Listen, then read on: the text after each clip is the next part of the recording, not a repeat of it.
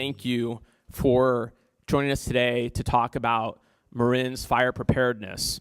And I think it's really important to note how much our communities in Marin have prepared and have been working with the community in preparation. And we're also able to tell a little bit more of that story. I think many of you might remember October 8th of last year when the fires really struck the North Bay communities in Sonoma, Napa Lake, and Mendocino, and Solano as well. And we felt it in my home, and even with our windows closed, the smoke that infiltrated our homes. And many of you may have had that very same experience. I quickly went to social media to find out what was occurring, and it was striking to me how our first responders, law enforcement, were making sure that a message was going out, which was only call 911 if you see flames, because I think they were being inundated with calls for emergency response, and of course they were doing everything that they could to provide support for our neighbors to the north of us. So I want to just thank you again for being a part of this conversation to tell the story about how we're trying to be ready for these disasters. I'd also like to take this opportunity to welcome and introduce a few of our local officials today. We have Marin County Supervisors Katie Rice, who chairs FIRESafe Marin. We're also in her district. Katie, thank you very much for being here. We have Supervisor Damon Connolly as well. Katie's going to end up joining us on this panel in a couple of minutes as well. You know that, right? It's not a surprise. Okay, thank you. And we have City Council members Catherine Way, Sasha McEntee from Mill Valley, from Larkspur, and Sasha McEntee and Jim Wickham from Mill Valley. We have Jim Chaka from County Parks. We have Ann Peterson, the Kentfield Planning Organization, Kathy Hartzell, a former Larkspur mayor, and Ross McKenna, Kentfield School Board member. Did I miss anyone? And Dennis, well, we're gonna get to the people that are sitting next to me, for sure.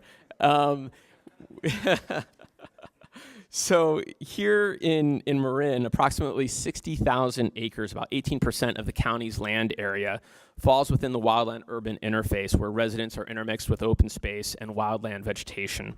That is, these lands and the communities are adjacent to one another and are at risk for wildfires. And I, like many of you, live within what we call the WUI, the wildland-urban interface. But the list of communities at risk extends beyond those adjacent to the WUI areas. A recent CAL FIRE assessment of wildland fire threat in Marin revealed that nearly 313,000 acres, approximately 82% of total land area in Marin, in the county, are ranked as having moderate to very high fire hazard ratings. This is alarming, and it's a reminder of why we should all be prepared. But in addition to your family having an emergency plan, it's also important to know how our local governments are also preparing, which they are very diligently. We have a number of agency representatives who will help us understand these protocols. I look forward to today's discussion. I'd now like to welcome and introduce County Supervisors Judy, Arnold, and Dennis Rodoni. They're joining me this morning right here because of the hard work that the Board of Supervisors has been doing for a long time on this issue. They both serve on the County Supervisors Subcommittee on Fire Preparedness, and they're here to say a few words about that work. Thank you so much for joining us. Thank you all for coming and joining us for this important discussion on fire safety and preparedness. I'm Dennis Rodoni. I'm the 4th District Supervisor on Marin County Board of Supervisors. A special thank you today to Marc Levine for his dedication to our communities and for bringing us together for this fire safety and emergency preparedness discussion. We must work together to ensure that our communities are safe and ready to deal with an emergency or a disaster. Supervisor Arnold and I serve on a board committee to assess the lessons learned from North Bay fires and lead the county's efforts for suggesting changes to help with our preparedness and our preventions. All Marin County supervisors have already committed our support to a more robust emergency preparedness plan, as we have added emergency preparedness to our 2018 board priorities. Yesterday in Novato, FIRESafe Marin hosted a workshop on opportunities around becoming a fire-wise community or neighborhood. FIRESafe Marin provides the organizational leadership led by Supervisor Katie Rice, who for many, many years has worked as FIRESafe Marin to make Marin a safer place. In 2016, they updated their community wildlife protection plan, and you should read it. It's on their website. It's a great document. While we lead the emergency preparedness discussion, but we depend on you, our communities, to support and cooperate and collaborate to make this happen. I want to thank you all again for inviting me, and I look forward to the meaningful discussion. Thank you, Supervisor Rodoni. Supervisor Arnold. Thank you, Dennis. Hello, I'm Judy Arnold. I represent Novato on the Board of Supervisors, and I'm also the chair of the county's Disaster Council. And I want to thank you, Assemblymember Levine, and everyone who came here today to participate. The crowd is really overwhelming, and that's so good. As Supervisor Rodoni mentioned, our board is committed to supporting and enhancing fire safety and emergency preparedness. After the devastating North Bay fires, I asked Supervisor Rodoni to please join me on a subcommittee to develop strategies for a collaborative approach to reduction of life and property should we face a similar incident in Marin County. I also want to say the morning we heard about the fire, the Marin County was able to create an evacuation center for 400 people within 24 hours. And I know that my colleague Supervisor Rodoni really did a lot in West Marin to prepare for that. It was astounding, and we had bring in food, cots, blankets, computers, things for the children, and it turned out well, but it was a lesson in what we need to do if and when it hits Marin. The subcommittee has looked at strategies that we want to do for a collaborative approach, and we have met with first responders. That was the first meeting of this subcommittee. We brought in first responders from Sonoma, and they were very frank, very good discussion of what they did, what was good, what worked, and some of the things what didn't work. And then we met with local stakeholders to identify strategies on the lessons learned. And we are taking a comprehensive approach to look at the programs we already have here in Marin and identify gaps or areas where we can improve. We will be developing recommendations that Dennis and I will take back to the board to enhance public safety. The next step in our work is a community meeting we are hosting on Tuesday, May 6th at 6:30 p.m. in the Board of Supervisors chambers. Please join us. The feedback from this meeting will help shape the recommendations Supervisor Rodoni and I bring back to our board for consideration. So again, I want to thank you all for coming today, and I want to introduce our colleague, Supervisor Katie Rice, who represents the Ross Valley. Katie was an aide to Supervisor Hal Brown, and in that position, she worked very hard and formed a FireWise committee, and she'll be here today to answer questions. So Katie, I'm going to take down my name tag and come on up. Thanks, Judy. Thank you, Marc. Thank you, Judy. And Katie, come on, join us, please. Thank you. Yeah, thank you to Judy and to Dennis for talking about the work of the Fire Preparedness Subcommittee and the work and outreach that you will be doing for implementing some of the recommendations that you have, and also sharing with the public how they can be engaged in those decisions as well. We're going to move on to our panels this morning, and I want to tell you exactly how we're trying to design this to hopefully get you on with your day at noon to enjoy this beautiful weather that we've got.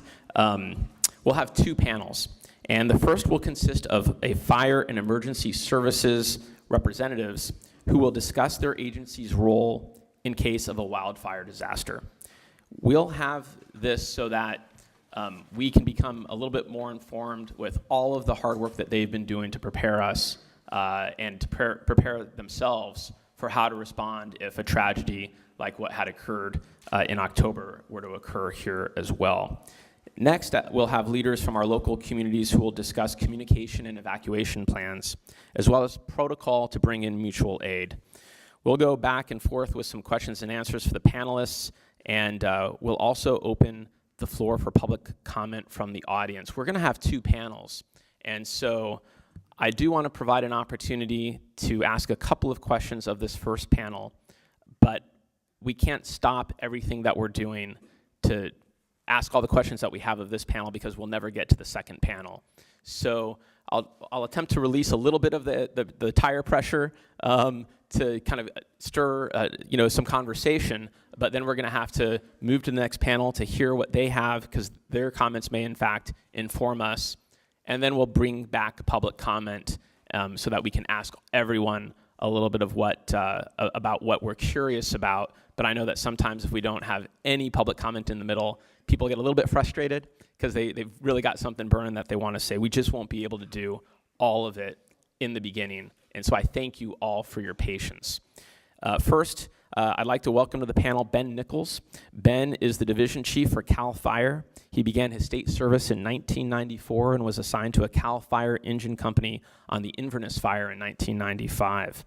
Jason Weber has been the fire chief of the Marin County Fire Department since March 2012. He also serves on the California Fire Service Task Force on Climate Impacts and was recently appointed as chair of the California Wildfire Coordinating Group. Chief Tom Welch has a 25-year public safety career with 21 years, as well as 18 years with the Mill Valley Fire Department. Chief Welch has responded to several of California's largest incidents, including the recent Tubbs fire in the North Bay. He is currently a student of the Executive Fire Program at the National Fire Academy in Emmitsburg, Maryland. And finally, we have Jodi Traversaro. She has been the regional administrator of the coastal region of the Governor's Office of Emergency Services, CalOES for short, since 2013. Her area of responsibility spans from Monterey County to the Oregon border. Jodi is someone that I saw on a daily, if weekly basis since October, both interfacing with the local communities in the North Bay, but also with the FEMA administrator from Washington, D.C., as well as the Secretary of Homeland Security who came and visited. And I was really grateful to have Jodi and CalOES's support for those visits and to help us make the case for the aid that we need from Washington, D.C. With that, I'll hand the floor over to Ben Nicholls, please. Good morning. As Assemblymember Levine indicated, my name is Ben Nicholls. I'm a division chief in the Sonoma Lake Napa unit to your north here.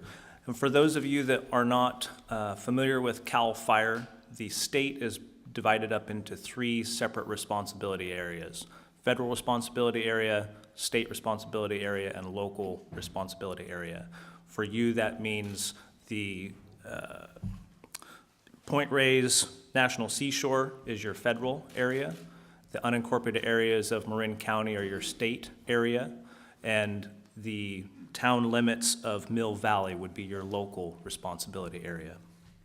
The state responsibility area is comprised of forest lands and the watershed areas that provide the drinking water to the public of California and the industrial operations and agricultural communities across the state. And then any rangelands that are contiguous with that forest land or the watershed are what constitutes the state responsibility area here in the state. So CAL FIRE was organized and has a mission to contain 95% of our fires to 10 acres or less. And so to do that, we maintain, both with state CAL FIRE resources and our contract county partners, 425 wildland engines, 71 bulldozers, 196 hand crews, 22 air tankers, and 12 firefighting helicopters across the state, with the idea to keep those fires at 10 acres or less. And we are successful in that venture. LNU, Sonoma Lake Napa, is the administrative unit for the Marin County Fire Department, which is one of 6 contract counties in the state, and we work closely with Chief Weber in day-to-day operations. So the state provides dollars to Marin County Fire to staff the fire engines that we would have otherwise put here in this county, which is across 5 stations here in the county, to provide our fire protection for the state responsibility area here in the county. California has the best mutual aid system in the country, and unfortunately that's been born by necessity. In the early 70s, after several large devastating fires, the state of California decided that there needed to be a streamlined mutual aid system and standards that all fire departments across the state worked under, so that when the call for help went out, it was a seamless transition from the local resources into a much larger group that comes from across the state. In the most recent October fires in Sonoma Lake Napa, we had resources at the end of the fire that were from 17 states across the country and 1 country in the form of Australia that came to help us in our fight against the fires. So although there are not CAL FIRE resources in Marin County on a high fire dispatch day, which is the fire that we're speaking of, Chief Weber's Emergency Command Center in Woodacre would dispatch not only Marin County resources, but CAL FIRE fixed wing air tankers and helicopter are coming to all fires in Marin County. And then at least, depending on drawdown levels of Marin County and incident activity, 1 CAL FIRE battalion chief, fire engine, hand crew, and bulldozer are coming right off the bat into Marin County to combat that fire with the idea of keeping it at 10 acres or less.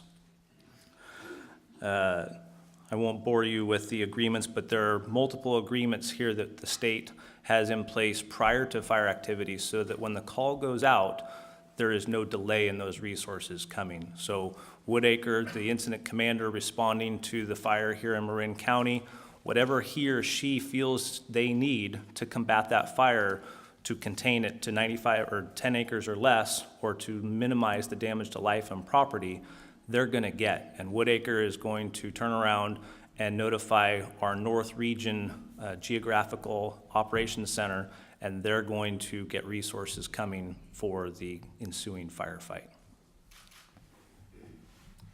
Great, thank you very much, Ben. We'll move to Chief Weber. Thank you, Ben. Thank you, Assemblymember Levine, and most importantly, thank all of you for being here today. This is an important public conversation, and you're a critical part of that. One of the questions I have in front of me is what would happen in Marin if we had a similar event like the North Bay fires, and really what separated us the night of October 8th was ignition. And we have a lot of the same challenges that the rest of the state faces, and we've been doing a lot to address those, but we have an extensive fire history in Marin. And Ben talked a little bit, or Chief Nicholls, sorry, talks a little bit about the 10 acres or less 95% of the time. And that fire control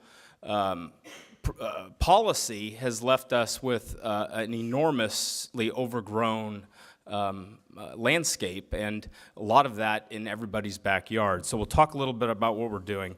So in 1890, a fire burned from Santa Fe to Bolinas. In 1923, from Ignacio to Bolinas. In 1929, the Great Mill Valley Fire, several thousand acres, and now laying over the top of that, several thousand homes and many residents. In 1945, the Carson Canyon Fire in the watershed, and in 1995, the Mount Vision Fire out in Inverness with 12,000 acres and the loss of 42 homes. So I think it's important that as we look at a climate that's changing, we have to change some of the ways we're approaching fire protection statewide, but certainly here in this county.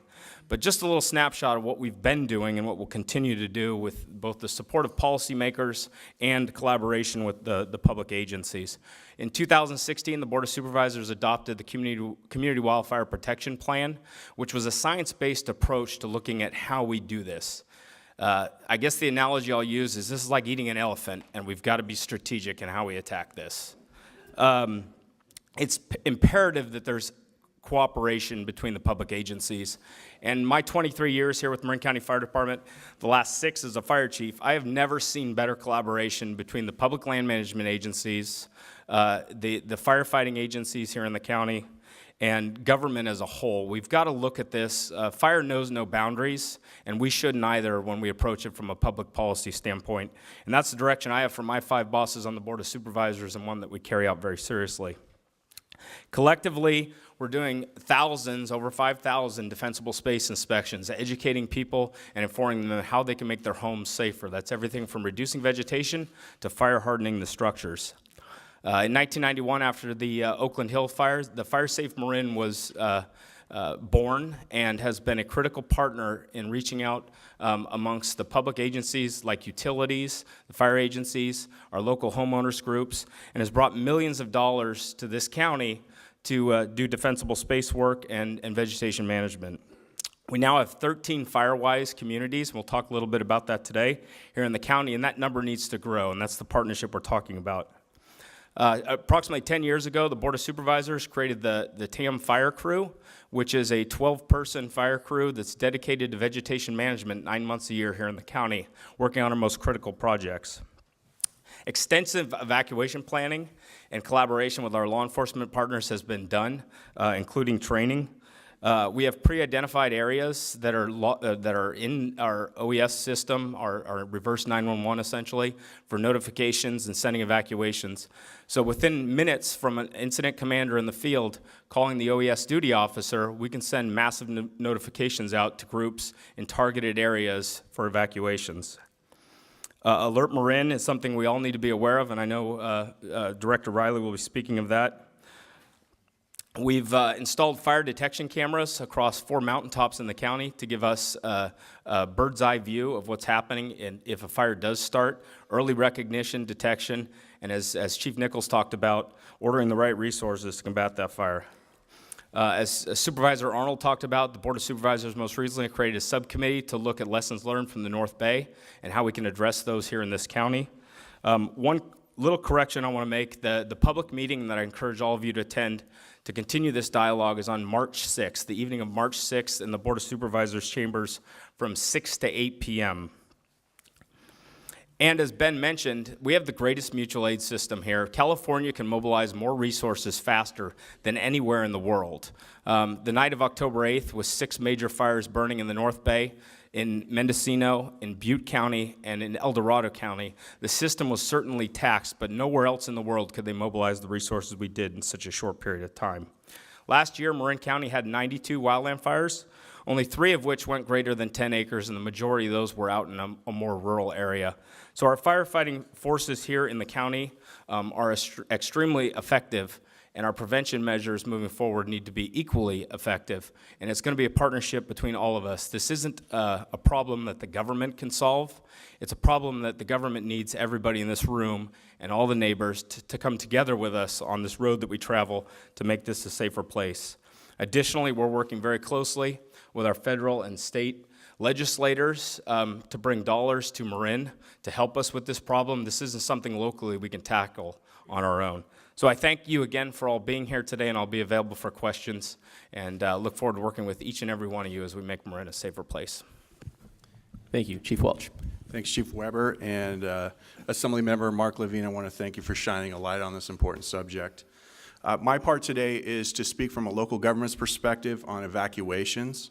Evacuations essentially fall into 2 buckets that I'm going to talk about today, which is prior to the evacuation and then during the evacuation. There's a subgroup of those 2 buckets, which is community responsibility, i.e. your responsibilities, and the jurisdictional responsibilities, local government, fire protection districts, or the county fire's responsibilities. So first I'll go through the prior. In Mill Valley, there are a number of programs underway to facilitate evacuation. I'll just hit a few of them. One of them is street striping. We park our vehicles so that we can maintain 11 feet within the roadway there. That's essential for access, but it's also essential for egress. In Mill Valley, like many communities within Marin, the infrastructure was built to handle horse and buggy and has not changed much due to expense and logistics. So we need to do everything we can to facilitate a timely evacuation. Veg management along our primary and secondary evacuation streets is essential. We need to cut the brush back. This is also captured in the CWPP, or Community Wildfire Protection Plan. Steps, lanes, and paths in Mill Valley are very important. I'm sure you've read about that. That's a secondary evacuation route, and we work hard to clear those as well. Another role of your jurisdiction is to provide education, to attend a Get Ready class, become a CERT member, look to FIRESafe Marin to see what classes they're hosting and participate. Get informed and make sure that you have a plan for evacuation. Also, we, as Chief Weber mentioned, have the most up-to-date fire codes for structural hardening within the wildland-urban interface, and we conduct inspections to ensure that the vegetation is properly maintained. In Mill Valley, and like some other communities, we're doing street access programs where we're taking a look at those tight turns, those narrow roads, and seeing just where we can make a little dent in a big problem that will facilitate our response times and also facilitate evacuation. One of the things we've done in Mill Valley, or local government, and this is actually catching on throughout the county, is we've conducted 11 evacuations. If you don't practice, you won't know what to do. So we've taken our communities and our neighboring communities, their jurisdictions, we've broken them down into bite-sized groups, and we've invited them to participate, to evacuate. So those are some of the things that we're doing at a jurisdictional level. Community responsibilities. Are you ready to evacuate at a moment's notice? I'm not talking hours or days, I'm talking minutes and seconds. Can you do that? Do you have a grab-and-go bag? Is it ready to go? In your vehicle or right at your front door? Are you clearing vegetation around your property in accordance with defensible space regulation? Do you know 2 ways from your home? Can you transition from 2 modes? If you're in a situation where you're going to start driving, as I spoke earlier, the fragility of our infrastructure, and basically all infrastructure is fragile. During the Tubbs fire, the 101 was shut down for hours. So, and that's a 4-lane highway through Santa Rosa. But do you have 2 modes, and can you transition from your vehicle to walking out, or what? Do you have a plan? The final thing I want to hammer home is neighbors helping neighbors. I believe that we have a responsibility within our neighborhood to take care of the weak among us, whether they're disabled or elderly and cannot facilitate their own way out. The fully facultied folks have a responsibility to know their neighbors. You don't have to like them, but you do have to know them. And you have to be willing during an evacuation, for when our fire and law enforcement agencies come around to call for that evacuation, to knock on their door and help them as well.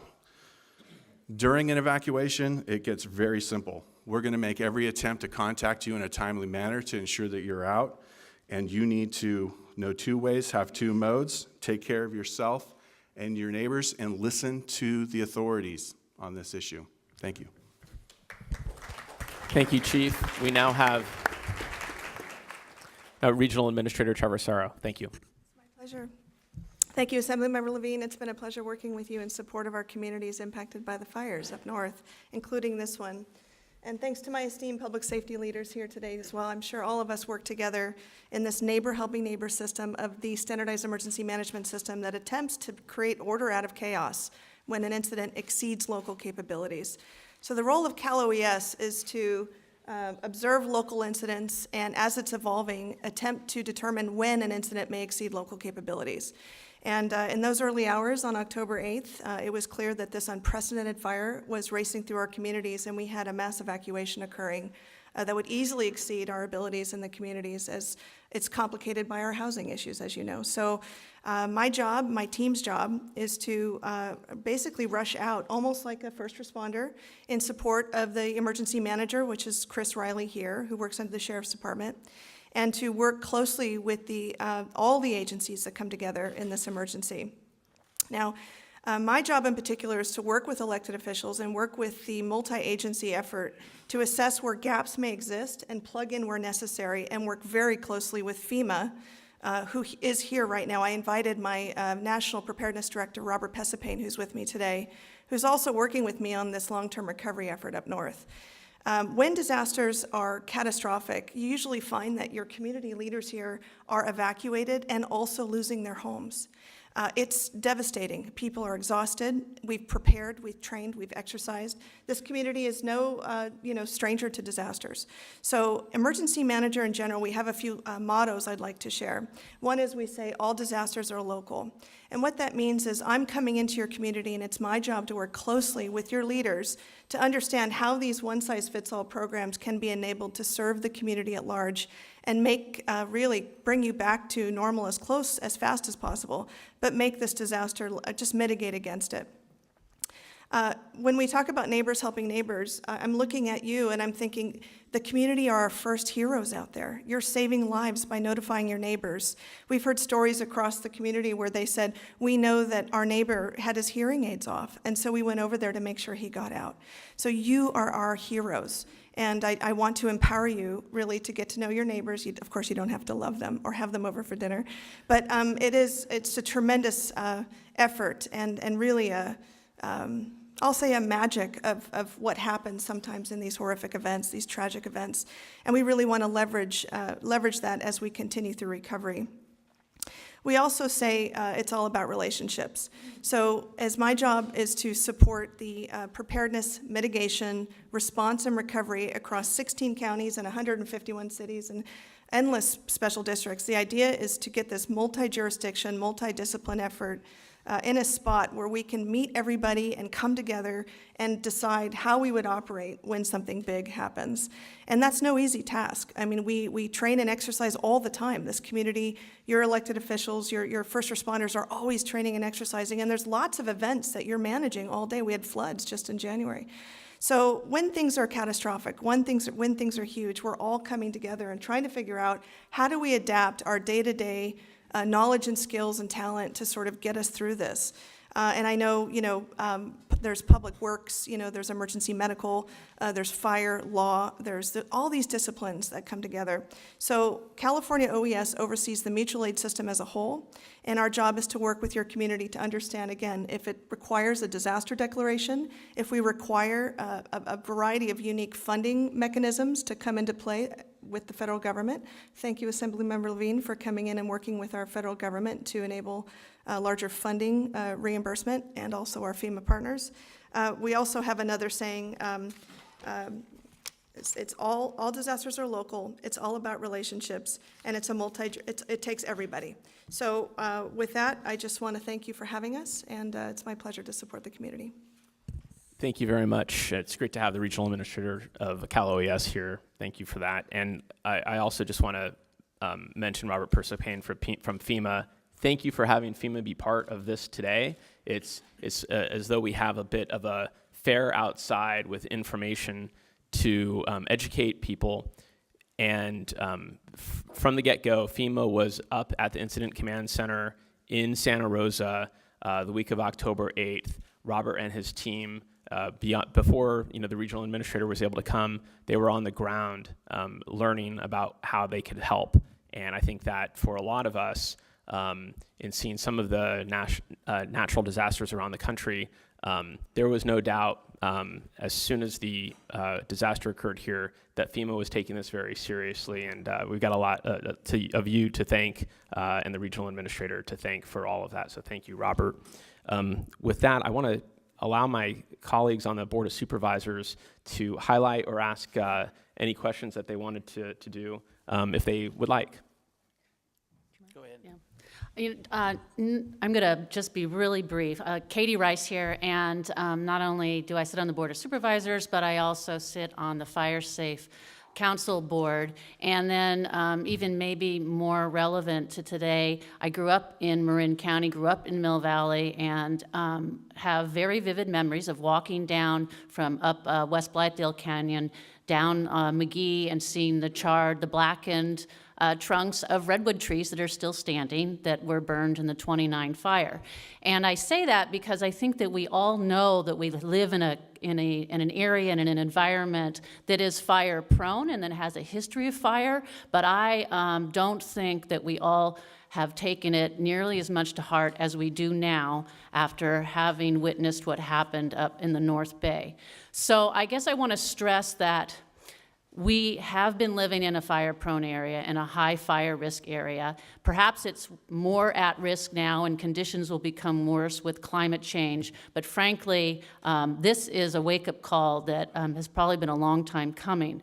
And we are all, it is warranted, our concern and our worry about fire like what happened in the North Bay. But we have to take that worry and that concern, and we have to do the right things as individual residents, property owners in our communities, as neighbors, as public agencies, as elected officials, in terms of really stepping up our game around preparedness, around reducing our risk, and around being ready to deal with a disaster should it happen. I think you're going to hear all the things you need to hear today about what officials are doing, what our first responders are doing, and there is a lot of good work being done, and you'll hear more about what you can do as a resident of this community. And then finally, I want to stress, looking at the agenda, there's no land managers on this agenda or on these panels, but they're in the room here from MMWD, from Marin County Parks and Open Space, and you should know, and Jason, Chief Weber mentioned it, our large land managers are working really closely and really well with our fire agencies. And in fact, over the course of the last 10 years, I can tell you I've just witnessed a real evolution and improvement and acceleration in the kind of collaboration that's happening around managing our wildlands, to our open space, to take care of fuel reduction, but really it's going to take all of us working together. So I'm really pleased that you're holding this forum. Assemblymember Levine and the county's going to be holding one, as Chief Weber mentioned, on March 6th, and I encourage all of you to tune in and do everything you can at your own personal level, as well as continue to ask us as your representatives in local government to do everything we can to make sure we're in the best position possible to prevent a fire and also to respond to it should it happen. So thanks for being here. Thank you, and I'll just be brief. I want to thank the panel and all the emergency responders and other responders who worked on the North Bay fires and are here today because our fire seasons now have become really year-long with the weather change. And I think it's important to recognize that. But two takeaways from this panel, and I was able to tour the North Bay fires with Chief Weber on Thursday of the week of the fires, and it became very clear to me which homes were saved. They were the ones with defensible space. So my takeaway from this panel is all of us need to work on our defensible spaces, and we need to get to know our neighbors, secondly. And from my community, Homestead Valley is a fire-wise community. The comments down there I've been getting is, what a joy it's been to finally figure out who their neighbors are and want to work with them. So it's a great system, fire-wise community, and it's a great opportunity for all our neighborhoods. Thank you. All right, thank you, Supervisor. Thank you, Supervisors. A couple of elected officials have walked in the door that I noticed that I missed earlier. We've got San Anselmo Council Member Brian Colbert, who is there. Thank you, Brian, for joining us, as well as Novato Council Member Pat Eklund, who is here. Thank you as well. I don't know if the microphone is still set up or if we have the flashcards. It is there? So, okay, so we've got a couple of cards, and so I don't know if people are patient, we can move on to the next panel, and then we can ask everyone questions. And so that sounds like that is going to work out for everyone. So thank you so much, and we will invite the next group of people. Thank you. Please stick around because we will have questions. It was really good to hear what you guys have been doing over the years to prepare. No, you're not. You're sticking around. Yes. Unless you have to go. Yeah. All right, next we have joining us today, as they come up, I'll introduce them. We have Chris Reilly, the Emergency Services Manager with the Marin County Sheriff's Office of Emergency Services. Chris has authored professional applied research projects on earthquake preparedness planning and interest-based negotiation as part of a course of study for executive fire officers. Chris is also a member of the Type 3 All-Hazard North Bay Incident Management Team. Christie Neill is the Marin County Fire Battalion Chief. She is responsible for coordination and implementation of various projects and programs, including the Marin County Fire Department TAM Fire Crew, oversight and coordination of green waste and defensible space inspection program, community wildfire protection, environmental compliance, and other county fire plans. We have Todd Lando, who is the FIRESafe Council Coordinator for FIRESafe Marin. A third-generation Marin native, Todd has worked for 27 years in the fire service, including 20 years as a wildland and municipal firefighter. He's worked as a wildfire prevention consultant, fire inspector, and urban forester, specializing in community wildfire protection, and served as the executive director of FIRESafe San Mateo County, the nation's first FIRESafe council. And lastly, we've got Rich Shortall, who is currently the president of FIRESafe Marin, a member of the board of the Ross Valley Fire Department, and is president of the Sleepy Hollow Fire Protection District. Rich is also a retired San Francisco Fire Department assistant deputy chief. So thank you, four of you, for joining us today, and we will begin with Mr. Reilly. Assemblymember Levine, thank you for having me here today. Is this on? Yep. Bring it a little bit, you just pull it a little bit closer to you. There we go. And thank you all for being here today to talk about this very important topic. So first of all, what does the Marin County Sheriff's Office of Emergency Services do? Many people don't understand what our role is. So first of all, in a wildland fire incident, our role is really supporting field operations. So that's getting them everything that they need, all of the resources. Coupled with that, it's coordinating all those resources. The fire service does a pretty good job of handling all of their resources on their own. The resources that we tend to bring in, working with the state and other counties and the coastal region, is resources for law enforcement to assist with evacuations, working with the Red Cross and other non-governmental organizations for setting up shelters and evacuation sites and those types of things. And when the large disaster is happening, we do most of that work in our Emergency Operations Center.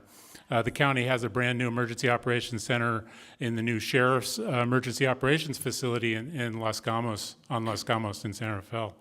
So we do most of that work out of there.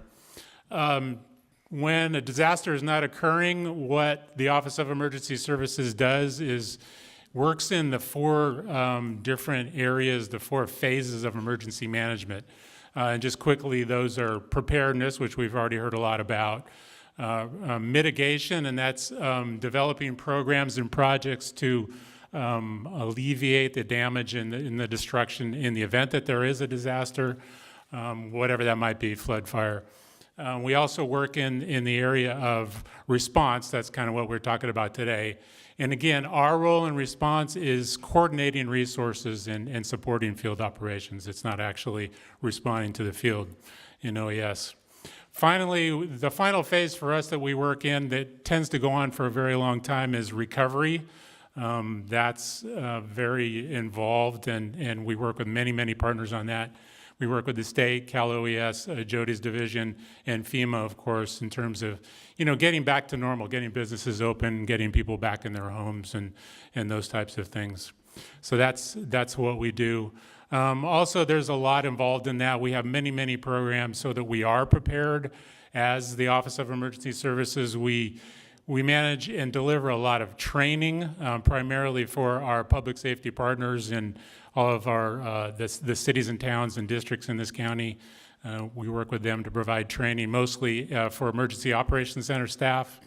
We manage our Emergency Operations Center, make sure that the facility is ready to go, all the technology is in place so that we're ready to coordinate in the event of a disaster.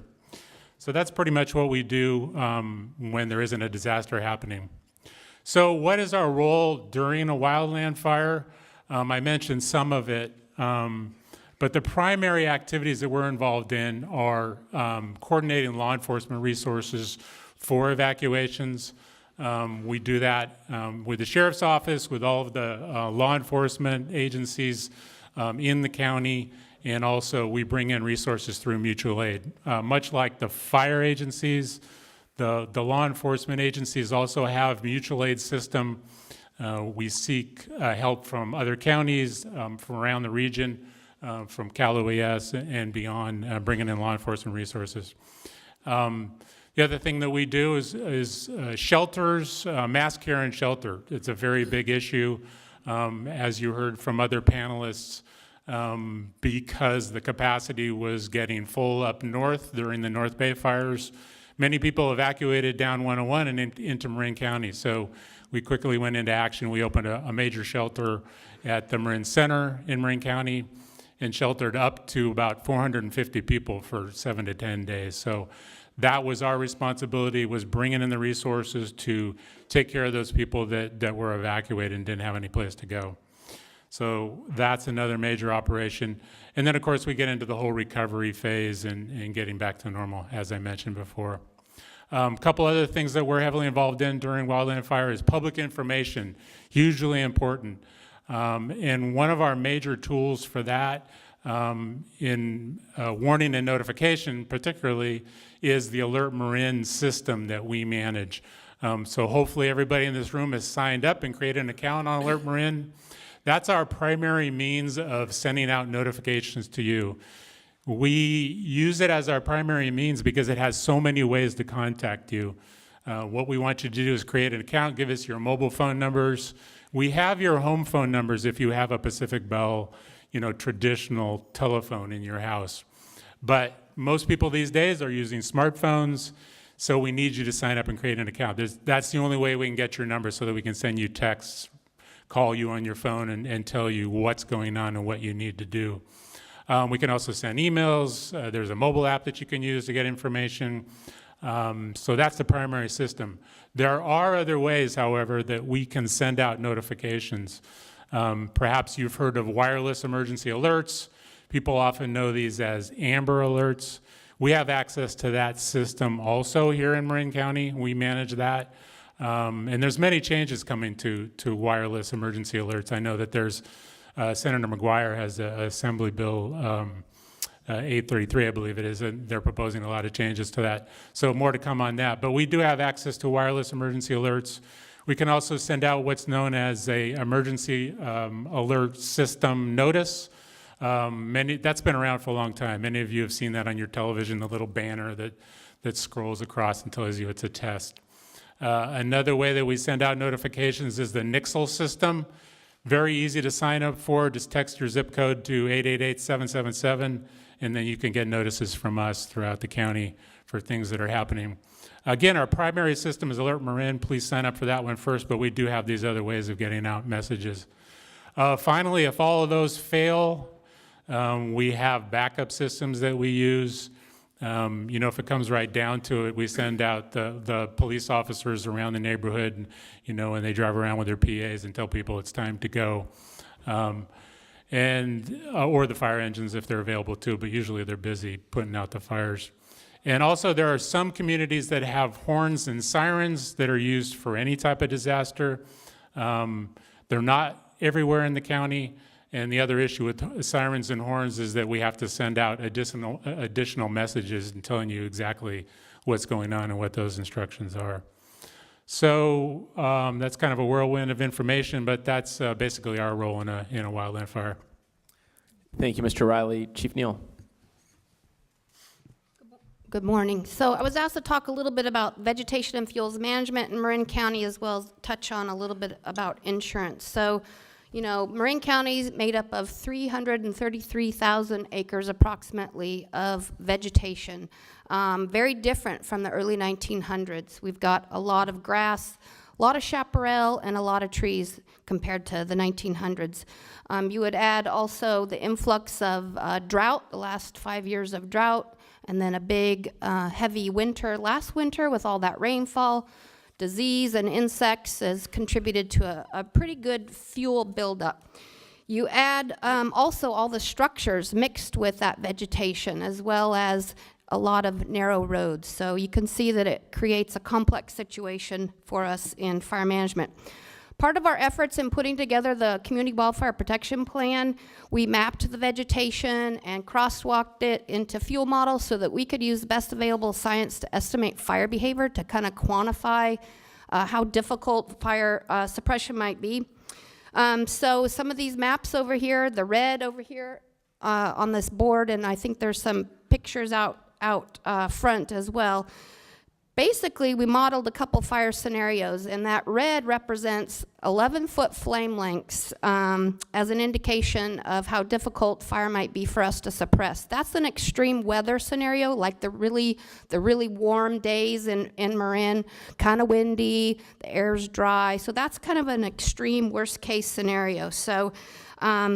So then, what are we doing about that? So part of the Community Wildfire Protection Plan identifies some priorities, and those priorities are for the fire agencies, the land management agencies, and we're working together to prioritize where we do work. Like Chief Weber discussed, it's taking a bite out of the elephant. So we're trying to be strategic. We want to work on the boundaries where communities are, where our people are, to protect homes and communities, and we want to also maintain our existing treatments, our fuel breaks, our fire roads and trails. So we're working together to prioritize where our work is.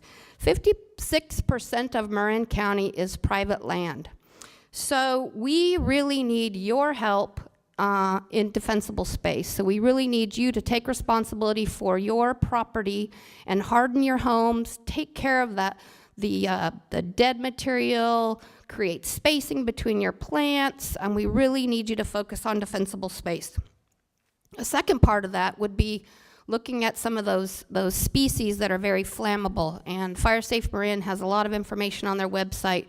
You know, the juniper, the pampas grass, the bamboo, all that stuff. Really focus on that stuff and then work on things that can harden your home, reduce the ability for it to catch on fire. Roofs, vents, screens, those kinds of things. Chief Welch talked about evacuation routes. We have a lot of vegetation encroaching our evacuation routes, so it's very difficult for us to get our fire equipment in and you getting out. So if you have vegetation, tree limbs, brush, branches, all that stuff overhanging roads, we really need you to help us deal with that. So that would be great. Couple things, insurance. There's a lot of stuff going on at a statewide level I'm not familiar with, but locally here, if you get a letter or an indication from your homeowner's insurance company that you may not be renewed, there's a couple things you can do. One, I would look real hard about how you've addressed your defensible space. Sometimes the insurance companies will send people to do drive-bys, and they'll go, oh, too overgrown.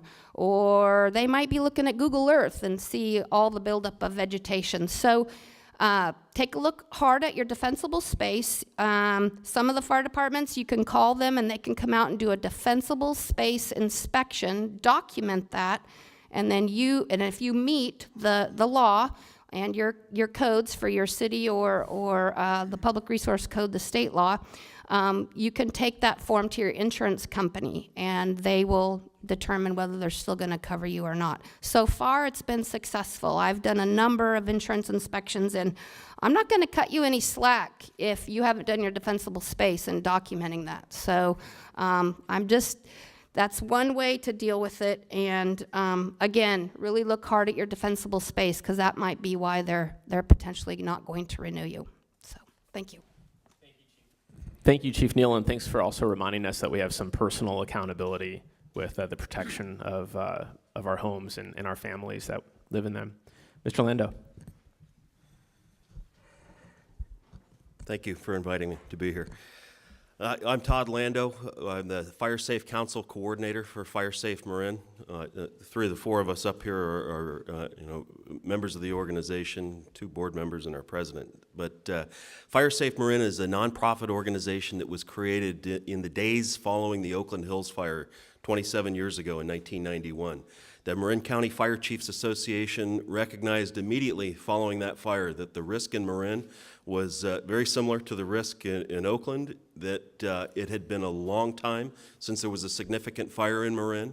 We knew that our number was coming at some point soon, and that importantly, that group recognized that the fire service, the fire agencies, could not solve the wildfire problem on their own. They needed to incorporate the help of other organizations, really specifically organizations like the land managers, the open space district at the time, the state parks, national parks, big landowners. The ranches in West Marin play a big role in this, any large landowner.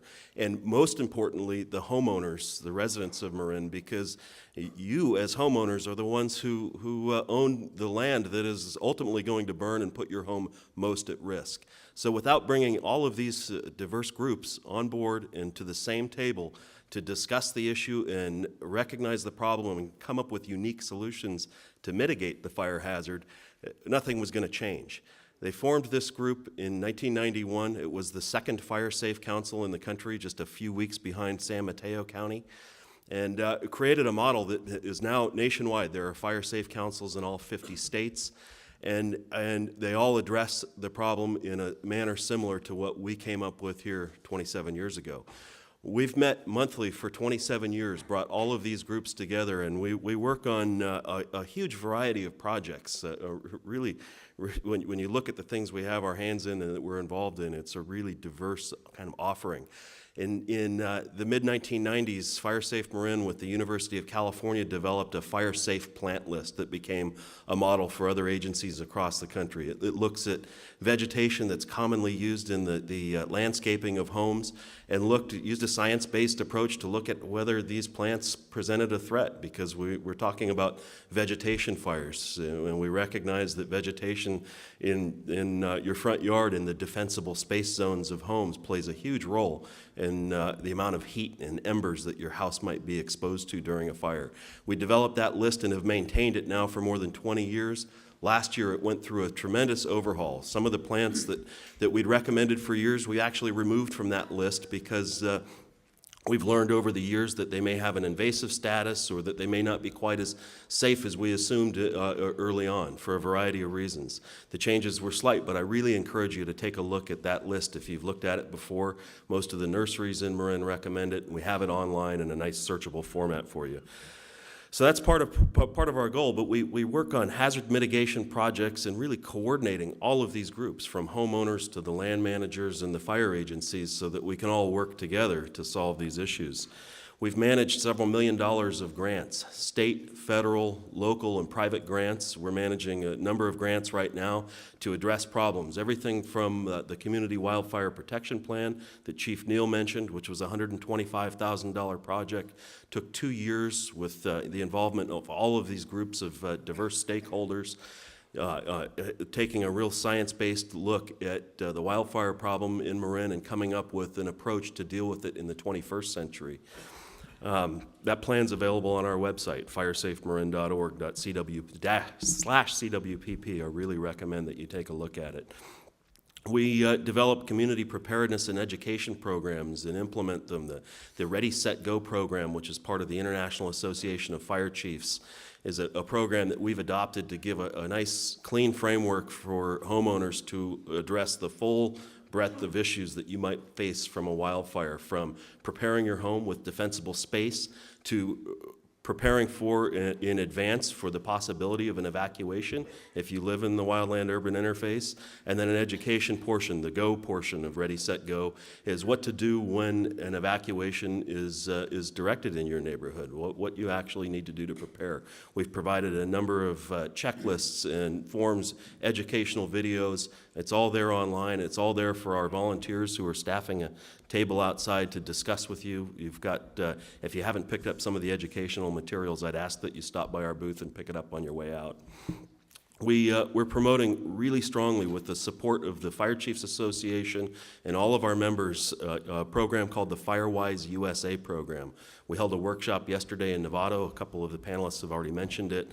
And we'll continue to do that. It's a program that is critically important, and it's what really will involve you as homeowners.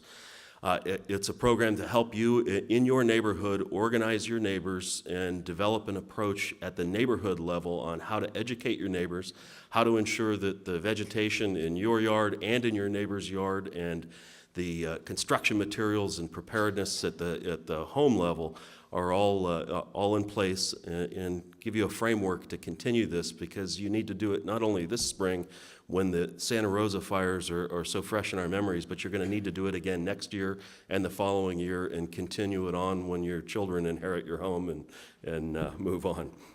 So again, firesafemarin.org, our website is a huge resource. We're a huge resource. You can call us, you can speak with our volunteers, attend to the classes and the training that we hold, and we're available to help you. We're available to help organize, and we'll continue to work on these projects going forward with a renewed energy that we've seen from the community. You're really helping drive this. Thank you. Thank you, Mr. Lando, and now we'll have Mr. Shortall, Rich Shortall from the Sleepy Hollow Fire Protection District. Thank you for joining us. And thank you very much, Assemblyman, for having us here, and thanks for everybody coming on a great day out here. And we sort of began the day by talking about the policymakers and the public safety officials and the land agencies, how they're working together at that level. I've been in public safety for 40 years, and I have to say, honestly, I'm really impressed with what's happening in Marin. There's a tremendous amount of coordination. It gets better every year, and we're working very hard at that level. At the next level, though, you've heard several times from Chief Welch, from Supervisor Redoni, from Todd over there and others, that there is an element of personal responsibility and accountability on this. And as we get into the area of what can I do to be better prepared, the good news is we have a really good program for you that's easy to do, and it really sets the basis for getting your community prepared. That's basically called the FireWise Community Program. So there's FireSafe Marin. FireWise is a program sponsored by the National Fire Protection Association, which sets standards for firefighting, for the making equipment safe and safety measures and out there. It's a national program. There's about 1,400 sites, that's what they call them, around the country. California has the most. We have about 140 here. We have, in Marin County, we have 13 FireWise communities, and another dozen or so communities are working towards being prepared for that. And this is really the strategy that you want to adopt in your local area. So how do you go about doing it? Well, you begin by talking to neighbors. You've heard a lot about that. Start talking to neighbors. We should get better prepared. There's always going to be a couple of go-getters in your community. You're probably the folks who are here today are probably the go-getters. And you get this started, and you form a board. You need at least 3 people on the board. It's a volunteer board. You can have more than that if you want to. Ideally, the board would encompass not only homeowners, but potentially members of the local safety agencies, the fire department, a big landholder, or depending on where you are, perhaps living from the business community, planners, and so forth. Diversity on the board is a really good thing. Once you form the board, you conduct a risk assessment of your community. This is where people always bog down. They go, oh my, how am I going to do that? That sounds really hard. It's actually pretty simple. The first thing is work with your local fire department. They'll help you through the process. They'll help give you a lot of information that you need to do that. This is not a 40-page document. This is a couple paragraphs. You want to collect some basic demographics. How many homes is the community? How big is it? What are your boundaries? And then you've heard several times reference the Community Wildfire Protection Plan. It's on the web. Tremendous amount of information in there. You can just lift language right out of it because it's going to describe issues that exist in your community, flame length, you name it, what kind of brush is there. You can pull some of that out. You get together 3 or 4 paragraphs, and you've accomplished that. Once you've done that, you're going to create an action plan. Your action plan needs to be based on what the risks and hazards in your community were. You did the assessment, here's a problem area, we have a bunch of brush over here or whatever it is, let's get an action plan to address that. Part of what you do is not just the type of actions where you're going out and removing brush or having a chipper day, you also want to do educational programs. You can hold a class. You can hold an event like a safety fair, almost what we're doing outside here. Pretty simple on that. You can get local agencies, the Red Cross, FireSafe, Marin, whatever, to staff some tables. Doesn't take much to do. Or you've heard some communities conduct evacuation drills. Big fan of that. Not really that hard to do. There's some organization, but it's really helpful. All those events contribute towards the educational component in it. So what does all this cost? How is there an expense to it and whatnot? The program has a requirement that $25 approximately per home be spent in your community. And you might go, wow, we have 1,000 homes in our community, that's $25,000. We don't have any money. There's no chance of us doing that. We can't become FireWise. Not true. because when you look at how to calculate expenses, you can count volunteer hours. So here's an example of something that you can do. You can hold a chipper day. I think everybody knows what that is. You have the chipper out there, you bring your stuff down to it. A typical chipper day in Marin County costs about $3,000. That's to bring in the chipper, the people to staff it, get rid of the stuff, the whole 9 yards. FIRESafe Marin has programs that you can apply to match half of that amount, so $1,500. So you raise the other $1,500 in your community. We're talking 1,000 home community. But each person who comes to do the drop-off, you have them give you the number of hours that they spent collecting the debris. That might be their gardener who drops it off, because that does happen in Marin sometimes, or it might be the individual homeowner out there, but all of that counts. Additional documentation, if you want to do it, where somebody spent additional money, they had somebody come in and do some of the preparation in their home, all that can count. This is not extensive documentation with massive piles of paperwork and whatnot. They just come up, I'm Mary Jones, I spent 10 hours, or I spent $1,000 on this, where you document that all down. And I promise you, we've been doing this in Sleepy Hollow for years now, and Todd has been doing it all over the county. You will easily, with volunteer hours alone, make the match that you need to become the FIRESafe community. You don't give any money to FireWise rather. This is all basically documentation that you do in your applications and renewals. So pretty easy to do. And again, the final step in this, you have to submit an application. It's an online application. FIRESafe Marin is here to help you to fill out the application. Your local fire department will help you with that. There's lots of information outside about how to get a hold of us, but we'll walk you through the process. We can't actually submit the application for you, but we can pretty much help you with all the steps that need to do that. Once you've done that, you get a really cool sign that you can post in your community. We're a FireWise community out there. And there's actually an insurance company or two that if you are a FireWise community, somewhat like Christie is talking about, that you are likely to be able to stop cancellations of policies in that community, but in some cases actually get reductions in your fire insurance premiums, which is kind of a cool thing to have happen. So what does this look like in practice? I'll just use Sleepy Hollow as a quick illustration of this, because we've been a FireWise community for several years now, and we're probably maybe a little more aggressive than some about this. We've got a board, which happens to be our fire board that we already have out there. It's all volunteers on it, local people, broad representation. We did a major assessment. Ours is probably a little bit bigger, but we took a really hard look at our community, risks and hazards that are out there. We came up with a strategic plan, and both the assessment and the strategic plan were done with public input. We had public meetings, people came, they gave their comments, they heard what we were doing and helped us develop that. Then we came up with work plans to implement the action plan. You know, we're gonna do this year, that next year.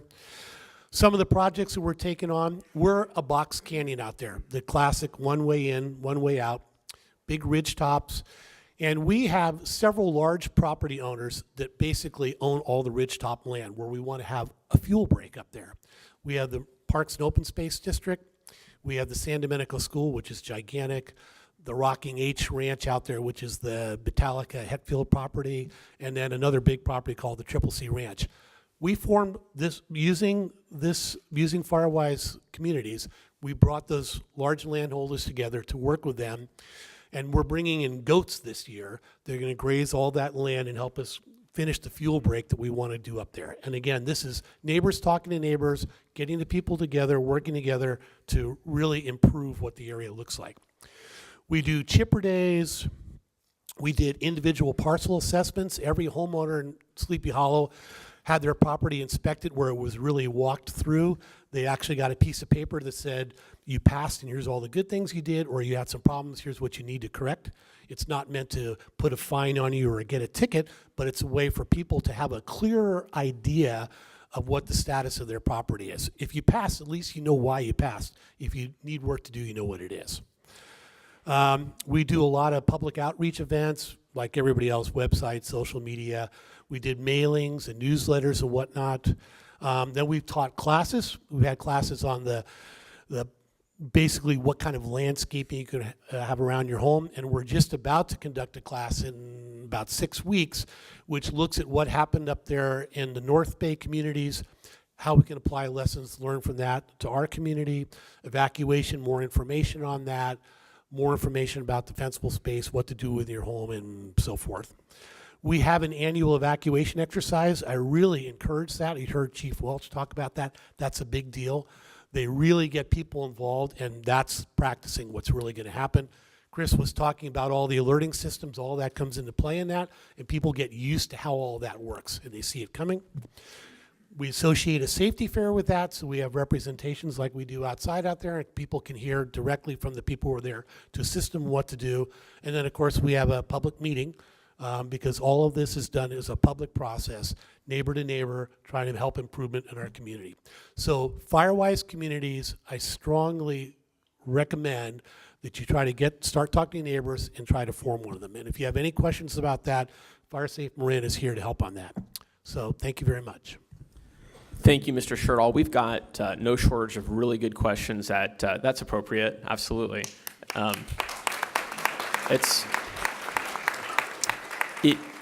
It's great to recognize the hard work of community members and our fire safety teams throughout Marin, and I think it's not lost on me that when we look back there at that Community Wildfire Protection Plan, the date on that is 2016. So it's not like we woke up to fire danger after what occurred in the North Bay. We've got professionals and community members who have really committed themselves many hours, many years on this issue, and I'm really grateful for it. We're going to dive right into the questions that have been turned, and I think that they'll answer a lot of questions that people have. We'll invite the other panelists to join us for the questions that I can't answer myself. I can only answer the first one. It's amazing that the first one came up to something that I've been working on. The question is about insurance, and it says that once your life is safe, rebuilding is the next challenge, and fire insurance makes this possible. How can you be sure you've got the best insurance company and coverage? And this is something that was something that my wife actually recognized right after the fires occurred. She called our agent and asked what our coverage was to see if we had adequate coverage, since we live in the WUI in Greenbrae. And we learned very quickly that we probably didn't have enough coverage to rebuild the way that it costs to rebuild per square foot in Marin County. And so I have legislation that I've introduced which says that if you do not insure yourself for complete coverage, that every time you renew your insurance, the insurance company needs to offer you, to inform you of what the additional expense would be for 100% coverage. So for people who think, well, there's a 4% chance I will lose my house, so therefore I'll only insure myself 50%, that they'll be informed of what that risk is that they've decided to take on for themselves. And so we'll be working on that throughout the year. I've already met with the insurance companies about this, which is important in the legislative process, to work with them to see how do we make this work for consumer protection, which is really what this is about. And so this is something that we'll be working on through the legislative process, which ends August 31st this year. I was asked to mention CAL FIRE's readyforwildfire.org. That's wildfire, they say again, readyforwildfire.org. There are a lot of websites, and a lot of information has been shared with you with different organizations and those websites. On my website, I will put all of them. So that there's one place that you can all go to access all of those tools and resources, and that we can continue to be a resource to you as a follow-up to this. That also reminds me that if you see the two cameras in the middle of this room, that is from Marin TV. And so I want to thank Marin TV for taping this. There's no tape involved. For I don't even know what the right term is anymore. I heard someone mention Pacific Bell. That's an antiquated term as well. So, yeah. Yeah, so this hearing that we have today is going to be streamed on Marin TV's channel 26, as well as on their YouTube channel, so that you don't need to worry about catching it on an antiquated television set. You could watch that anywhere you'd like as well. And then I've got we've got a couple of questions, and I think very appropriately, particularly after what occurred in the fires in the fall, and there's going to be a follow-up question about this, so maybe we'll go right into it. Raise your hands if you've signed up for Alert Marin. And there was an opportunity to sign up as you walked in, but I know that line could have been very long.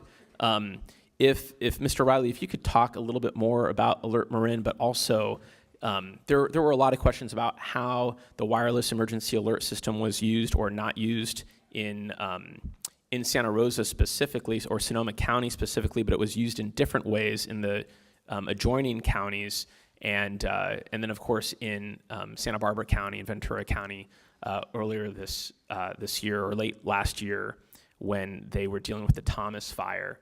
And so, of course, the North Bay delegation is working on standardizing how wireless emergency alerts, which is different from Alert Marin, how that would be used so that every county has the same set of tools so that they're and trained at the same level so that it could be used. And if you could just, again, talk to us a little bit about what Alert Marin is, how it's used, and then how the other alerts are used to complement that if we were to have that type of an emergency. Sure, yeah, I can. So the major difference between those two is that Alert Marin is an opt-in system, which means that we want you to go to our website, alertmarin.org, and give us your information. And it's the best system because it gives us a number of ways of contacting you. So you can register up to 5 different addresses, 5 different phones. So we get your mobile phones. That's the only way we can get that number. We basically geolocate your position, and you can give us numerous positions, you know, where you work, where your children go to school, where your home is. So when we send out warnings, we send them to specific areas so we don't over-notify, because that's really important for public safety in terms of moving people around. So the major difference there is an opt-in in Alert Marin. We want you to register and create an account so that we can contact you. With the wireless emergency alerts, it's not an opt-in system. It's a cellular-based technology. Basically, we work with the wireless carriers. It's a federal program, actually, and it's required by the FCC that the wireless companies participate in that. And we can generate the message. We send it through our systems. We actually have a couple of ways of doing it. And what happens is if you have your mobile phone and it's on, and you enter into the area that we've identified for a notification, you automatically get that notification. You don't have to sign up for it. It's inherent in your phone, and it sends a loud audible alert, and then it's like a text message. It ends up on your phone. So that's the major difference. We really encourage you to sign up, even though there's a lot of different platforms for sending out notifications, because again, there's, you know, it gives us a number of ways of contacting you, and it can be very specific. So comments about the wireless emergency alerts. You know, I'm not going to critique what they did in Sonoma County. I wasn't up there. I don't know what they were facing. But I can tell you this. It's the notifications that we send out are specifically tailored for the conditions that we see. And we work closely with the fire agencies and our law enforcement partners. They're the ones that determine that it's time to evacuate. They send out the order. We facilitate that process by sending out notifications. You know, we work with them to identify the area, the route, what we want you to do, where we want you to end up, and then we tell you that we're going to give you an update, you know, in a certain period of time. So, you know, I'm not going to critique what they did up north. I will tell you that we were, I think, the only county that sent out a wireless emergency alert because we had so many people that were evacuating south on Highway 101. And the alert we sent out was very simple. It was, we've opened up a shelter for your benefit. Proceed to the Marin Center, and you can be taken care of there. Thank you, Mr. Reilly. And we're actually, this is, believe it or not, we're actually on time with the agenda. But I don't want to pat ourselves on the back too much because we do have a lot of questions, and so we'll try to get through them as quickly as possible and try to get to them as much as possible. And that's I'm not trying to be rude because you're providing so much dense information for all of us. But I think that I just want to make sure that we're able to go through everything. And so and I saw really just relaying some body language someone sent me from the back. So I'm trying to be responsive to you. Yeah, he's like, I've got my question in there somewhere, but I think it's in the back. So there's a question about evacuation training and how to find when it will happen in their town. This person specifically is asking about Forest Knolls, but I think it's really applicable for everyone here. How do you find out where it is, when it is, or how do you sign your neighborhood up for it, even if your neighbors don't want it? Yeah, thank you, Chief Weber. And I got your message very quick. So your local fire agency is who you need to speak to. There's about 16 fire agencies in this county. That can be a forum later. But really, it's go to your local fire agency, ask them when and if they're going to do an evacuation drill, and if you're a local leader, informal or other, encourage us to work with your community and do an evacuation drill. Thank you, Chief. So there's a couple of questions here about, this one is specific about eucalyptus trees. It says in urban environments, but we live, it's not even an urban environment. The eucalyptus trees are everywhere. And, but I think that this also applies to some other questions I have with regard to, even if you're doing everything you can when you see that your neighbors have broom or other brush that needs to really be cleaned up for their own safety, but of course could impact yours even if they're on the lot next to you. How do we control that both on public land and private land? There was another question about how they were good, but there was public land that they abutted to that had some issues with clearing that brush. Okay, so there's a couple pieces of that. So, yeah, eucalyptus is, it's not going to spontaneously combust. The biggest thing with eucalyptus, they're very large, very hard, very expensive to get rid of. So if you have a big tree on your property, the biggest thing is to get the dead material cut out of it and keep the ground cleaned up and keep it limbed up. So you don't necessarily have to get rid of it, because it's really hard to get rid of it and really expensive. It does drop a lot of debris, and that's the biggest mess. It drops a lot of debris. So vacant lots, and you're next to landowners that haven't cleared their vacant lot. So there is some county and city codes about that vacant lot owner. If you cannot get your 100 feet of defensible space, we have the ability to work with that vacant lot owner to create a fuel break on the property line so that you can get your 100 feet of defensible space. In addition, if you butt up against, say, Parks and Open Space, we have a table and folks here that can talk with you, but you can request through Parks and Open Space to do additional defensible space to get your 100 feet. If it goes on to Parks and Open Space, they will work with you to give you permission to do that, so just contact them. And we're working hard with the National Park Service and state parks for a similar process. Thank you, Chief. And a reminder that we do have the booth set up outside for some follow-up questions and to get additional information. And there's a question about what the easiest thing to do. This is the easiest thing to do, right?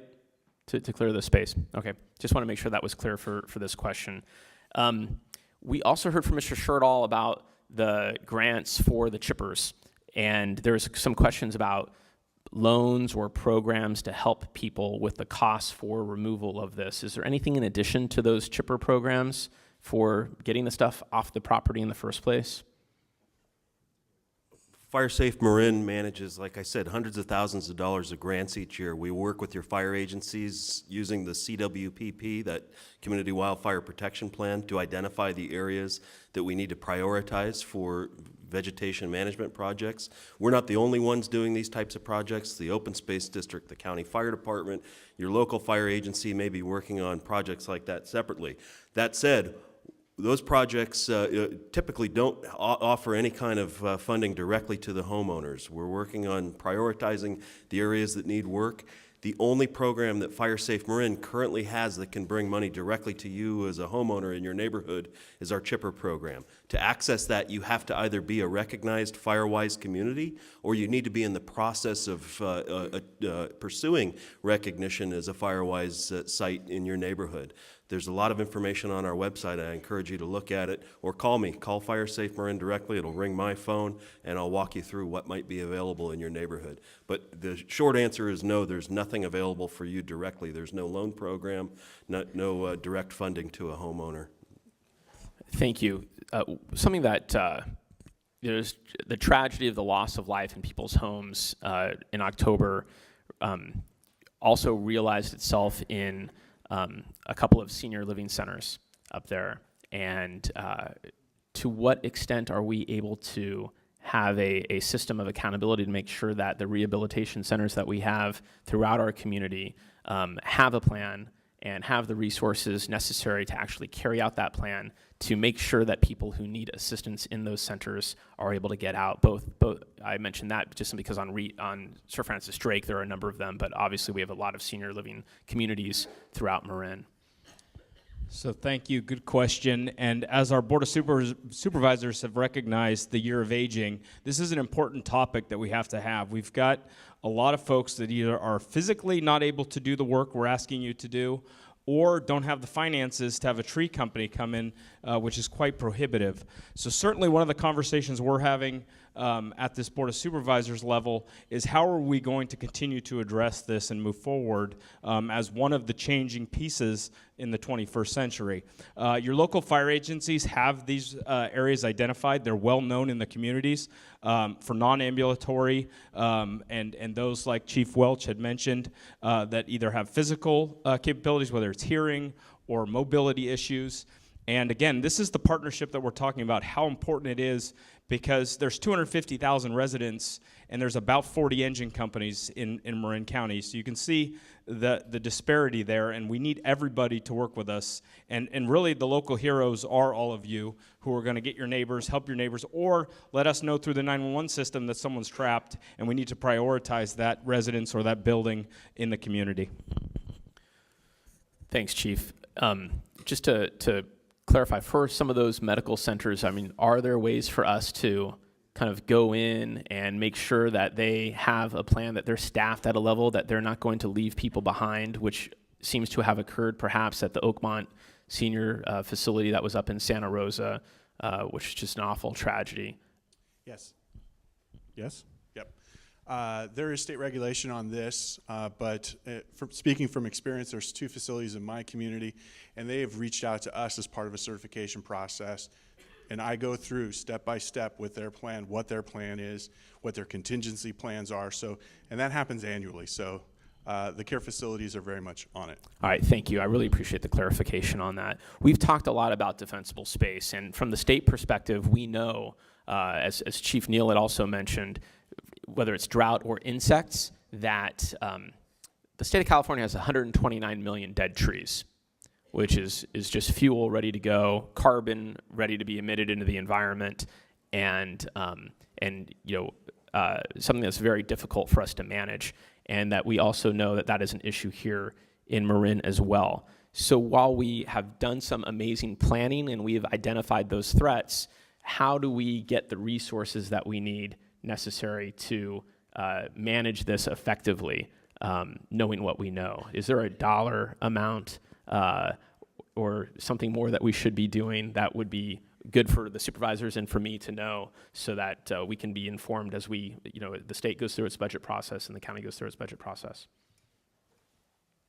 That's kind of a hard question. 56% of the county is private, and then the rest of it's a mix of parks and open space, federal land, and state parks. And so those land managers have management plans that they follow, and they have some resources to deal with some of the fuel problem. Certainly, probably not enough. It's a lot of money. So again, we're prioritizing where our work needs to be strategic and to prioritize life and property, working on the boundaries.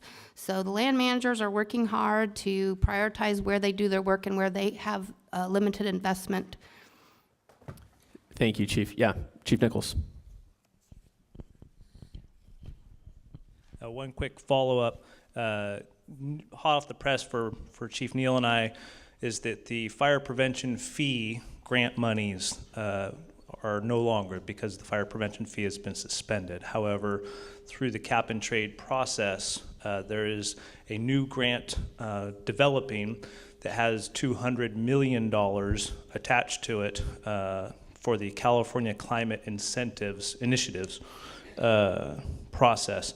And so those funds can be used for forest fuels reduction, pest management, reforestation, biomass utilization, and research. And so as Chief Weber put out there earlier, we've been very good at our mission to contain 95% of the fires at 10 acres or less. And we're still going to do that because we don't want a hostile fire burning during peak fire season.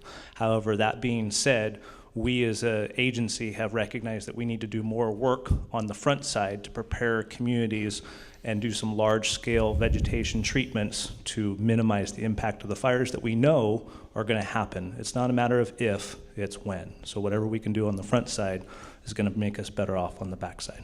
Yeah, thanks, Chief Nicholls. What he described, cap and trade, is California's greenhouse gas reduction fund, which I authored along with many of my colleagues to reduce carbon emissions.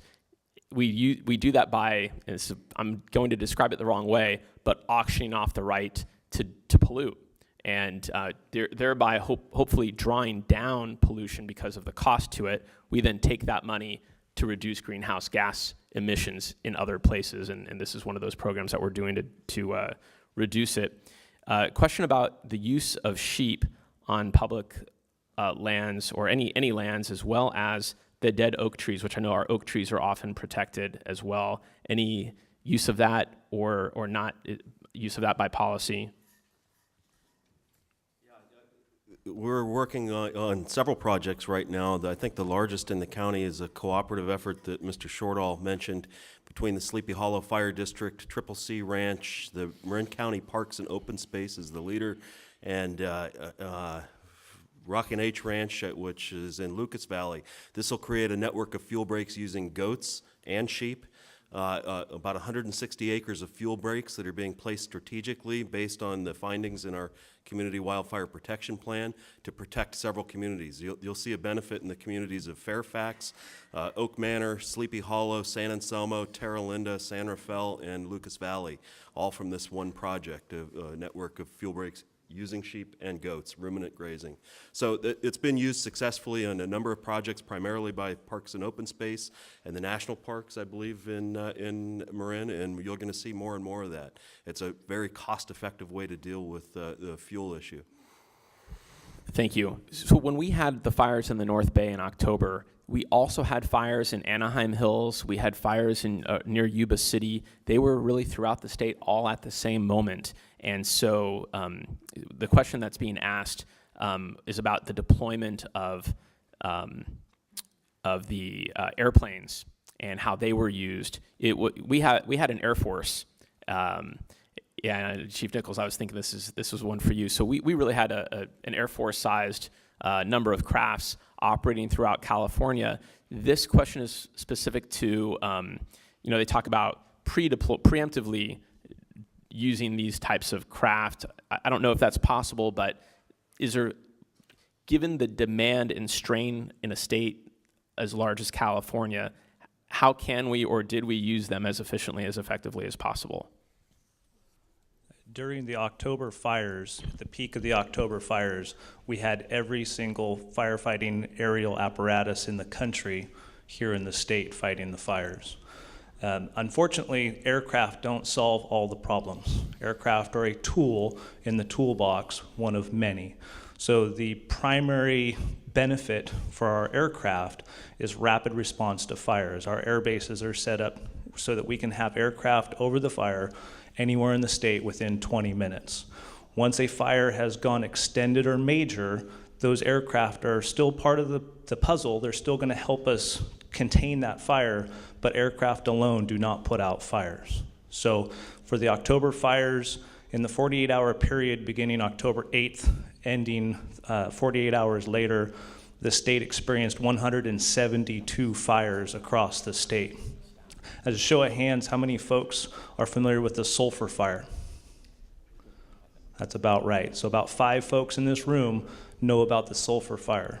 By itself, outside of the October siege, it would have been a large media coverage fire. Over 100 homes were destroyed, several thousand acres burned in Lake County, and yet very few people know about it because it occurred at the same time that Santa Rosa was burning Napa County, and so on and so forth. So the aircraft in this scenario, the bulk of our fires began at about 9 o'clock at night that night. Our aircraft do not fly at night because it's not safe for them to do that. So by the time that the sun came up the next morning, the smoke was impacting the area enough that it was very difficult to engage firefighting aircraft because they have to be able to see the fire and they have to be able to see each other. So all available aircraft came to the fire and were implemented in places where they could make effective and safe production against the fire. Thank you for that explanation, Chief Nicholls. This is a question for Chief Weber, but I don't really want to put you on the spot, but this is maybe appropriate for March 6th, during that hearing from 6 to 8 p.m. at the Board of Supervisors chambers about the budget and staffing that we have, in particular, reducing the fuel load in the forest and the rangelands, but that's a very specific budget number, so I don't know if you want to give some context and then be prepared for that March 6th hearing for that. Yeah, absolutely, and a very good question. Millions of dollars is being spent between the public land management agencies, the county. Under contract with CAL FIRE, $5.5 million go towards our preparedness side of the shop and also our pre-fire planning. So we're spending, millions of dollars on this problem, but we're spending hundreds of millions of dollars on response. So this, again, is a paradigm shift where we're trying to take and now put more dollars into the prevention of fires through vegetation management, fuels work, then we're spending hundreds and hundreds of millions of dollars fighting these fires. So how we switch that and turn that light switch from on to off is a challenge, no doubt, because we can't let our guard down during the peak of season. And they're still in fire season in Southern California, and we're still prepared to go help them if they need it.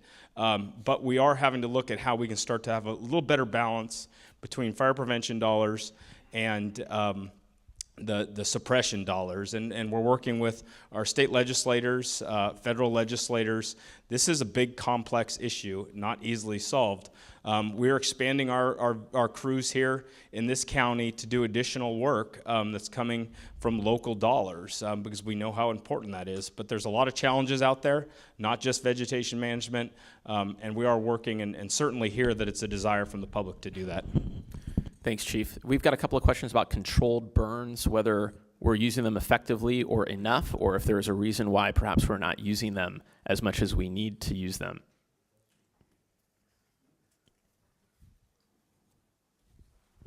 As Chief Weber indicated just a second ago, we are having a paradigm shift. Director Ken Pimlott, the director of CAL FIRE, has directed the department to burn 20,000 acres of land in the state, treat 20,000 acres of land with mechanical use, and conduct defensible space inspections across the state.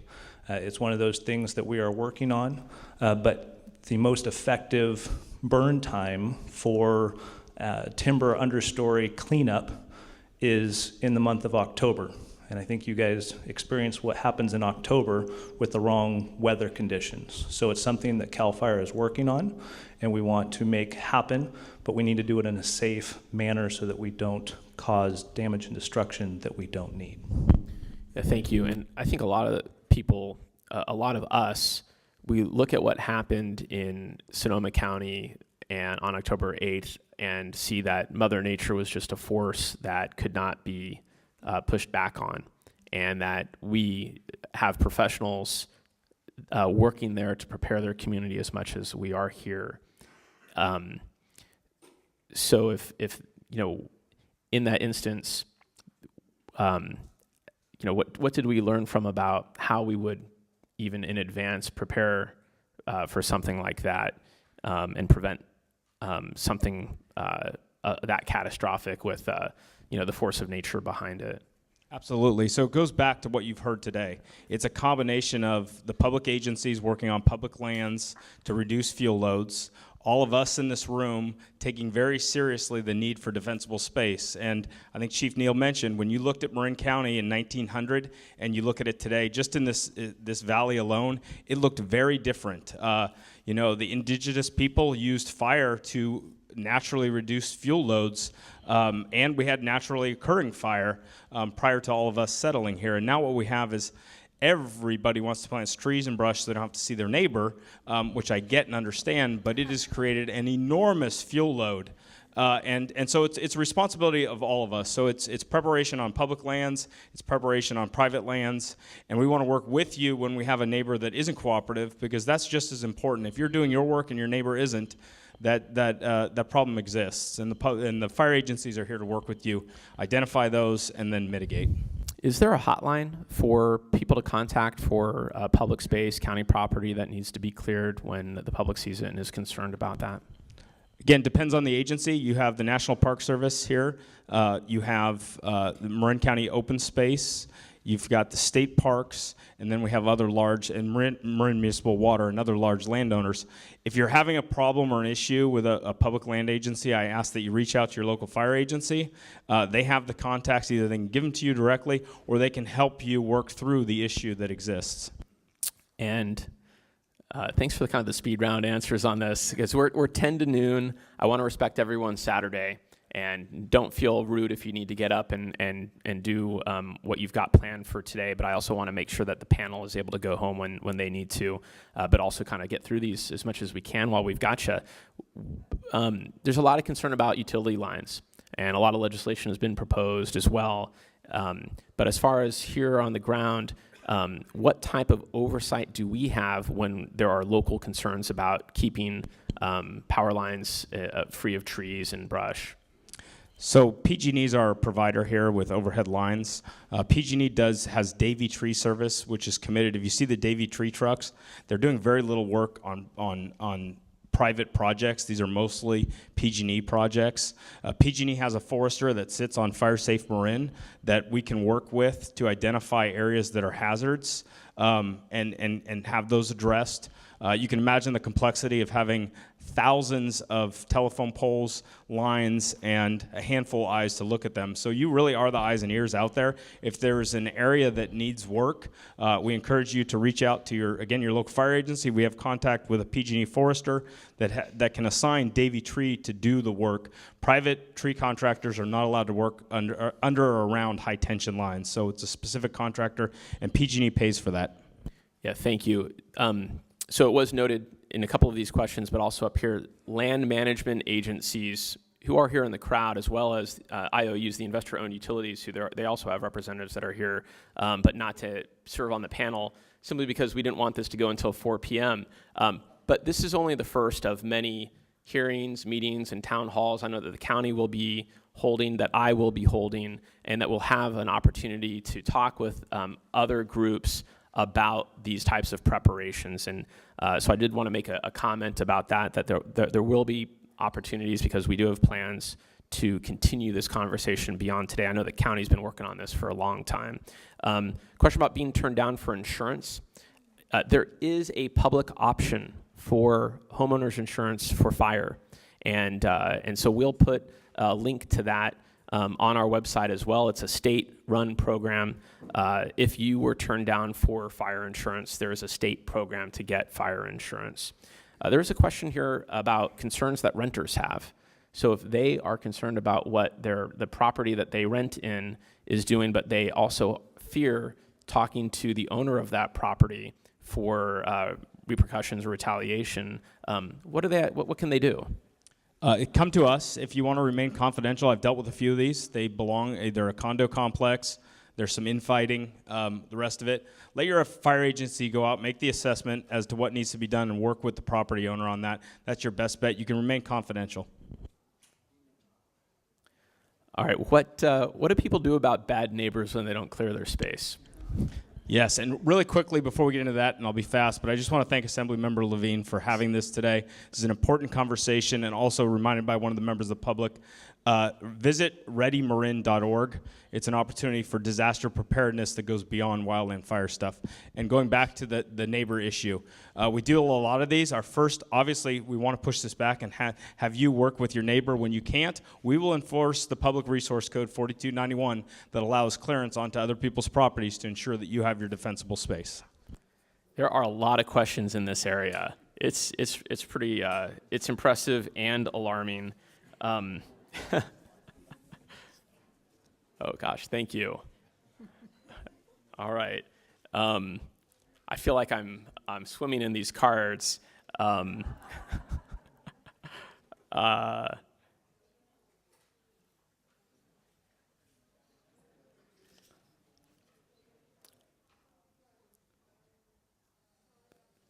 A lot of defensible space. So, And the winner is? the winner is, well, I think that this is an area that we as policymakers need to maybe do some focus on, maybe find a way to budget programs for our communities to be empowered. And I think that's what I'm learning as I'm sifting through these questions. We are getting towards noon, so I do want to give the supervisors an opportunity and the panelists an opportunity, if they had something that they heard that they wanted to close with, to have an opportunity to do that. Yeah, I'll just ask please. I'll just ask a quick question. How many of you out there here today feel like your defensible space responsibilities around your own property have sort of been met? Does anybody feel comfortable with where they're at with their home? Excellent. Who feels like they could do some more and their property needs some more work? Yes. And then of you who think you can need to do some more, how many feel that you don't have the capacity, either financially or otherwise, to get that work done on your own and or may need some guidance? Okay. So I suspect maybe some of you are being shy. But I mean, you've heard it today. Your fire agencies are there to have folks come out and take a look at your property and tell you where you need work and where you're doing well. I think that in addition to looking for how resources to help folks get work done, if it's a financial matter, there is, and we've done it in Sleepy Hollow, it's the old neighborhood community work group kind of thing, and we've done it in Sleepy Hollow around creek cleaning and drainage clearing and other neighborhoods around the community. But there is a role for neighbors, helping neighbors just on yard clearing and on brush clearing, and I don't want to, I just want to encourage you to look to sort of the old-fashioned ways of how we take care of ourselves as neighbors, as opposed to making an assumption that there'll be someone to come help. On the other hand, I think if we've got someone willing and wanting to really improve their defensible space, as public officials and as public agencies, we're going to do everything we can to help you make that happen. Again, thanks to everyone for being here, and there'll be more to come. Yes, thank you for coming. Thank you for your suggestions and comments and questions. I was pleased to see how many people are signed up for alertmarin.org. It's really great. Tens of thousands of people signed up in Sonoma and Napa after the event. We don't want to be in that position. We want you to sign up now. So all of you that are signed up this weekend, get one of your neighbors or one of your family members to sign up also. Thank you. All right, and before we go, I do want to say thank you to the College of Marin for hosting us today. And also allowing us to have free parking, because they do charge for parking. They waived that for us today. I also want to thank all of you for supporting the College of Marin through a number of bonds that have helped create this beautiful campus. So this is your college, and I'm glad that they've made it available for you. Thank you to our wonderful panelists. You guys do amazing work on behalf of the community. We are grateful for it. And thank you all for joining us today.